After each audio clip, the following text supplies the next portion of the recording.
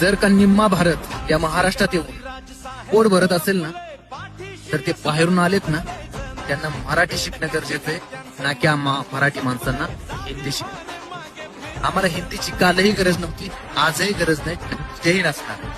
कारण आमच्या भाषेच्या जीवावरती आमचा महाराष्ट्र फुटभर खातोय आणि निवांत राहतोय. जे बाहेरून आलेत ना, त्यांना मराठी शिकवा आणि त्यांना मराठी सक्तीची करा. महाराष्ट्रात मराठी सोडून दुसऱ्या कुठल्याही भाषेला अजिबात थारा नव्हता, कालही नव्हता, आजही नाही आणि उद्याही नसणार आहे. अरे लाज वाटते आम्हाला आमच्या राजकारण्यांची आणि राज्यकर्त्यांची.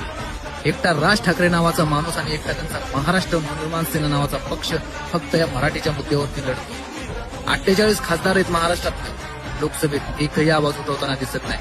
ज्या पक्षाकडे एकही नगरसेवक नाही, एकही खासदार नाही, एकही आमदार नाही, त्यांच्या पक्षाची अस्तित्व धोक्यात आलेले, तरी सुद्धा मराठीसाठी आणि मराठी अस्मितेसाठी लढणारा महाराष्ट्रातला एकमेव माणूस आणि एकमेव पक्ष म्हणजे महाराष्ट्र नवनिर्माण सेना आणि सन्माननीय राजसाहेब ठाकरे.